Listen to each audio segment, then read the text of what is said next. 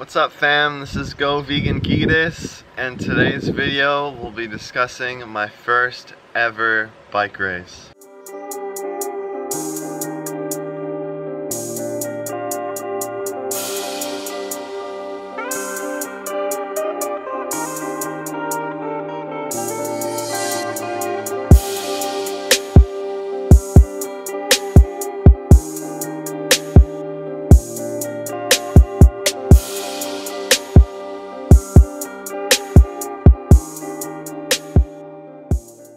So for some of you that may not know who I am, my name's Gitas. I'm 22 years old.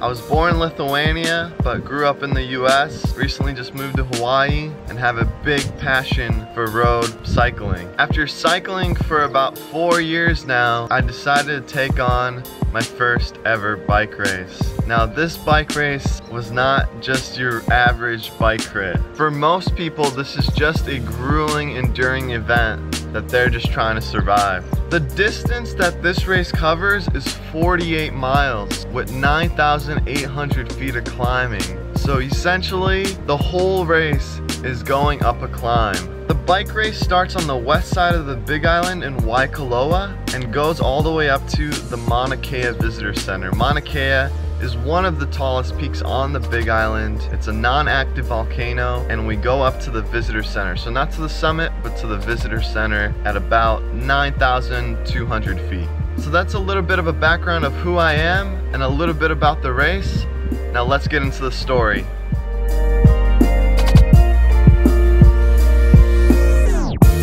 So the race was scheduled for an 8 a.m. takeoff on August 5th, 2017. But of course, with that early start, the preparations began the day before. The day before, I tried to set out all my nutrition and all my food for the day of the race. I filled up one water bottle, one crucial water bottle, with pineapple juice and refined sugar. I was counting on this water bottle of pineapple juice and white sugar to be most of my fuel for the ride. So I made sure to put enough sugar in it. Not knowing how hard the race would be, I was expecting to not have much breathing room and not much time to actually eat food during the ride. But just in case, I set aside a few Cliff Bars and a couple bags of dates. And the next order of business was getting my bike fully clean. I knew that would boost my morale if my bike was clean and my chain was lubed up. For dinner that night, I wanted to eat, of course, a carbohydrate-rich meal, but at the same time, I wanted to be the cleanest carbohydrates that would take minimal digestion. So I went with baked sweet potatoes, lettuce, and a homemade spicy tomato sauce. And I have to tell you, that was one of the best dinners I've ever had. That was a super bomb dinner. Go vegan. So being just enough satiated for my dinner, I went off to bed at about 8:30, knowing that the next morning I would have to wake up at 4 a.m.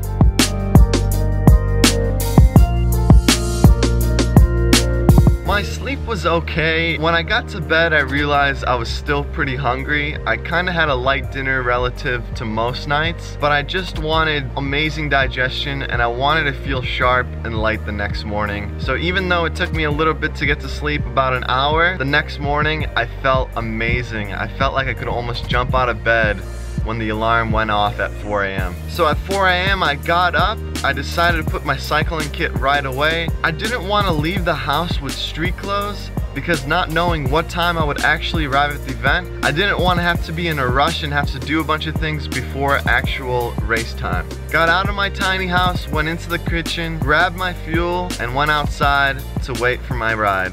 So I'm out here, it's 5:15. Beautiful, beautiful sunrise behind me. The camera makes it look better than it actually is in real life. But anyway, 5:15. Woke up at 4 this morning. Basically jumped out of bed, felt that good. So I'm really excited about that. That's really, really good for my performance and confidence for today's race. So Todd should be coming any minute. My Strava nemesis. So the person who was picking me up was also a competitor at the race. His name was Todd. Todd, if you're watching this, I appreciate you giving me that ride. If you don't know Todd, Todd is my Strava nemesis.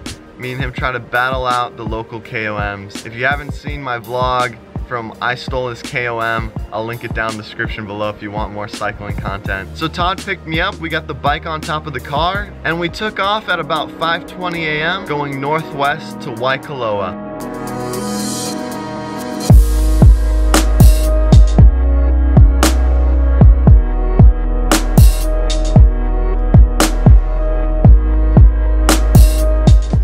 So just as promised, Todd got us to the Waikoloa Beach Resort at about 7:15 a.m., giving us 45 minutes to get ourselves ready for the race. Getting out of the car, I felt a little bit of nerves, but not much. It was mainly just excitement to go ride my bike with other people. I got my bike off top of the car, I put my front wheel on, put on my helmet, put on my Garmin, put on my heart rate monitor, and I was fully set up with all my equipment. It's about the time where the nerves start kicking in. Once you see the bikes, then you know it's on. But either way, man, I've taken so much rest that I'm just so excited to get back on the bike and ride it. Because I've really lowered my training volume the past 2 weeks. The little bit of nerves that I had, I was able to flush them right down the toilet. After that, I went to the registration table, got my number, got my gift bag, and I was ready to go. Sign your life away.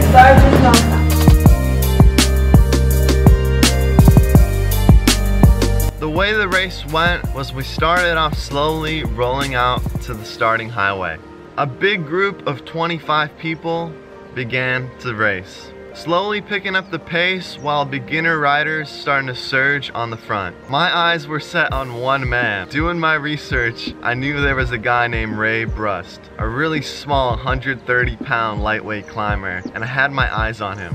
So what I wanted to do was stay on the front and stay behind this guy's wheel. I didn't want to get stuck behind someone who was going to drop off the wheel, and then I would have to go around them into the wind to chase down the gap. We began taking turns pulling on the front and trying to block each other from the wind as much as possible. The wind was crazy. Riding from the west side to Mauna Kea, you always have a headwind, and on today, it was especially brutal, and everyone knew it. I took my turn pulling with the shortest amount of time possible without seeming like a dick. Even though I wanted to win this bike race, I knew I wasn't gonna be a #1 contender. I had to ride smart if I wanted to get a good position. And at the start, it was a little bit of rolling hills. And as the pace got turned on at every single 7% gradient plus, the group started splintering off and people were getting dropped off the back. After about 45 minutes, the group turned into 5 people, and I knew that being with this group was something that I couldn't sustain pace with.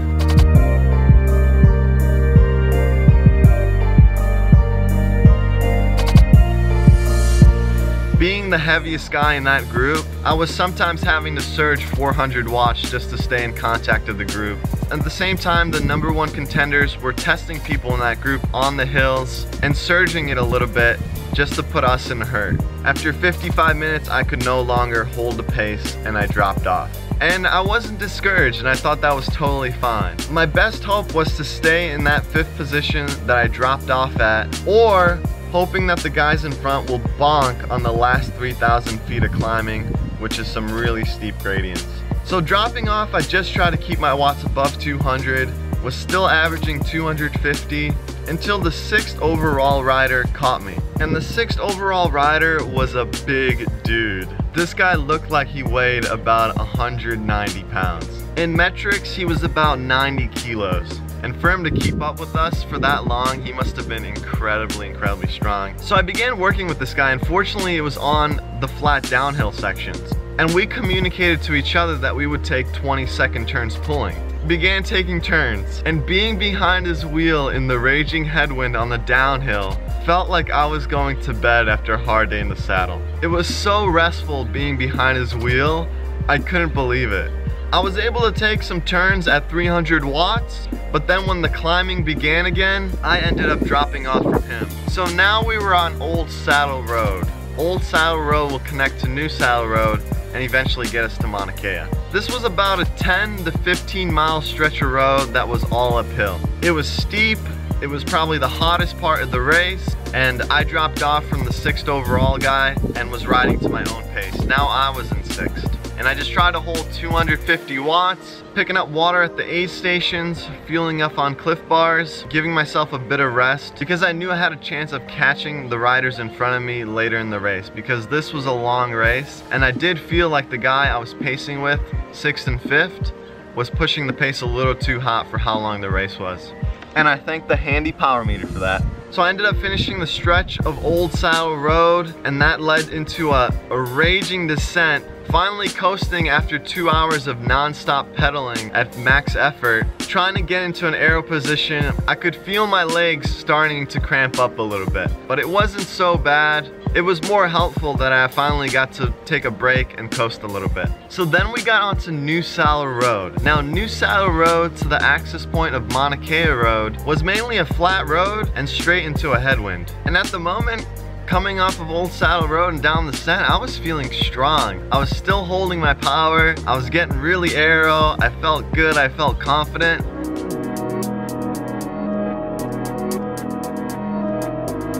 And these long stretches of road on New Saddle, I was able to see 5th and 4th position in front of me. And I was a little surprised that the 4th position was right there in sight too. So New Saddle began to ramp up a little bit to about 4%, 5% gradient. I ended up catching 5th and 4th position. As passing 5th position, I surged. I didn't want the competitor to get on my wheel and be protected by the wind, so I surged and attacked as I passed him. And that was a huge confidence booster. I literally had this shiver, this kind of goosebump through my body of knowing that, whoa, I caught up. And then seeing 4th place and seeing him in sight and knowing that I was gonna catch him and seeing him looking back and seeing him struggle made me so happy and made me feel so in control. As passing the 4th place position, I did the same thing. I surged and attacked past him. Getting my forearms on the handlebars and getting aero as possible, I felt really strong through the headwinds on the flats. In my head, I was so stoked.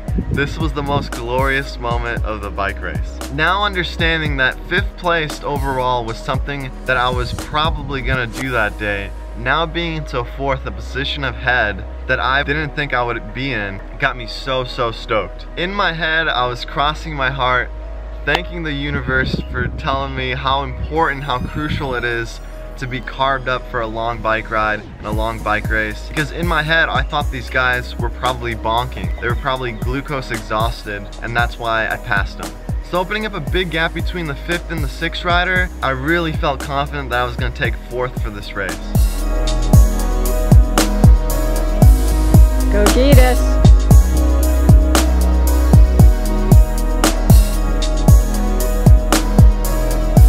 Passing Jillian while she was filming, I was smiling, I was having a good time. I felt confident, I felt like I could just cruise it up all the way to the finish line. And at that moment, I wasn't really battling for time or power, I was literally just battling for position. So I didn't try to push myself further than I had to. So I was feeling strong and I was a happy man till about the steep parts of the last 3,000 feet of climbing.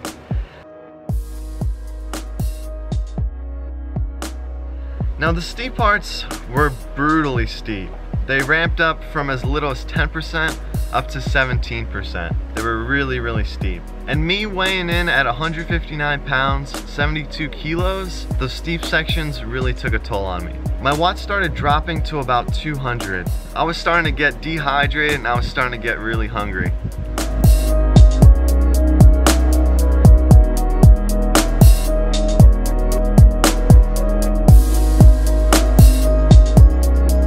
I asked Jillian to get me a water bottle out of the car because there were no more aid stations. I grabbed her water bottle, I began munching on Cliff Bars, and then behind me I saw the 5th place overall rider, and I was stunned. Thinking that I had such a big gap on my opponents, I realized I was wrong. And I realized I was wrong thinking that they were just bonking from glucose exhaustion. Maybe the 6th place overall, the big guy, 90 kilo guy, was struggling because of glucose exhaustion, later finding out that he was actually struggling with cramps. The 5th place overall guy was actually feeling strong. The 5th place overall guy was actually looking like he weighed around in 130 pounds and was simply just struggling on his lightweight bike through the headwinds on the flats. And when the last 3,000 feet of climbing were really steep, and his weight played such a big advantage for the race. That's the reason why he caught up to me. And if I knew that was going to be the case, I definitely would have done everything I possibly could on the steep sections. I would actually drill myself to pieces just to be in 4th place overall. And bonking and getting dehydrated didn't help at all. As 5th place overall started to pass me, I got on his wheel for about a minute and I dropped off. At the elevation we were in, my watts were starting to drop to 150 watts. Now realizing that my final position was going to be 5th place overall, I did what I did earlier and I just cruised up at 150 watts. Pretty exhausted, dehydrated, glucose depleted. I just pushed on to the top.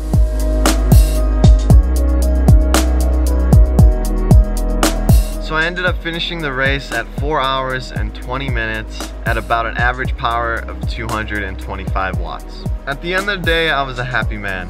I was happy that the race was over. It was a grueling, hard race. But at the same time, I was happy that I came in 5th place overall and experienced what I experienced. So that's the end of the race, man. It was alright. Finished in 4 hours and 20 minutes. I believe I was 5th overall. It wasn't bad. There were some glorious moments, especially chasing in the headwinds and passing 2 guys and getting into 4th position from 6th.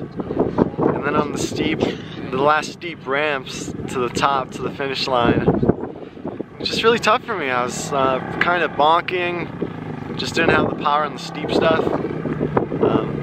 But top 5, not too bad, not too bad. It wasn't much of a sufferfest. It wasn't as painful as I thought it would be. I was just going with what was practical, so I ended up taking 5th and that felt good.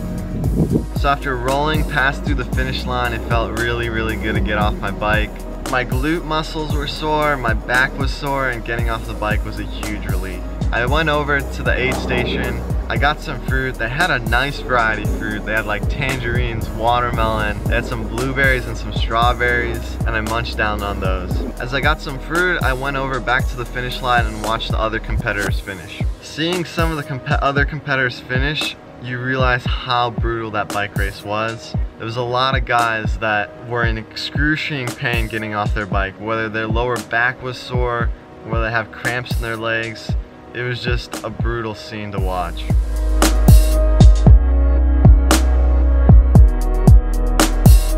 Later, we got in the car and drove down to the picnic area where the event organizers held a lunch for us. Fortunately, the people who were catering were offering some vegan options with their Mexican food. They offered tofu tacos. So I got a nice plate of tacos that had tofu in them, all kinds of toppings, along with a side of rice and beans. And it was a good hefty plate. There was a lot of food on there. I was quite stoked on it, and it didn't taste too oily or salty. So I munched that down, ate a few slices of pineapple, and then they announced the winners of each age group in the bike race. Although they did the podium at the finish line with the top 3 men and the top 3 women, at the lunch after, they presented the age group winners. Fortunately, I was able to be called up because I was the only one in my age group. Tell me, you say your name.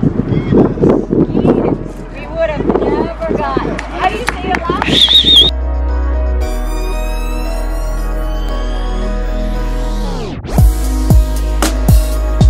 So I ended up winning a $40 check, and I was super stoked. So the main thing this bike race reassured me was that weight played such a crucial role, and it made me realize why I was so obsessing about my weight in the past as a cyclist.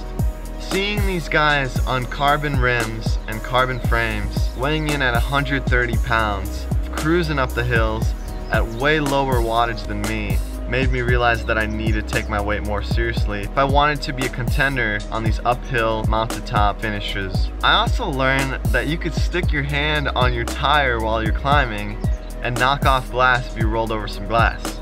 I did see that from this guy named Ray Brust, who was the #1 contender who won the previous year's race. I saw him doing this past the glass sections. I've never seen it before, but he was sticking his hand to the tire and rubbing off any glass that he thought that was on. I also learned how amazing the feeling of racing your bike feels like, and passing opponents, and feeling strong. In the moment of passing 5th and 4th position on the headwinds on the flats was one of my favorite moments as a cyclist. That was one of the best feelings. And I was literally racing to the top of the hill with a smile on my face.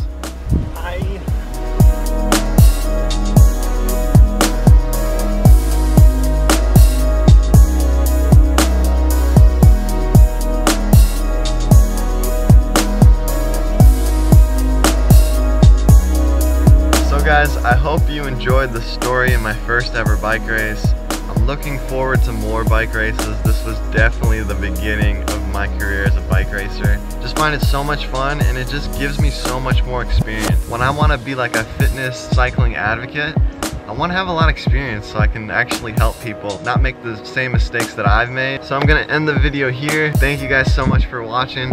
I would love to hear your feedback, your comments on this video. Leave your comments down below. Give this video a thumbs up if you liked it. And I'll see you guys next time. Aloha. Peace.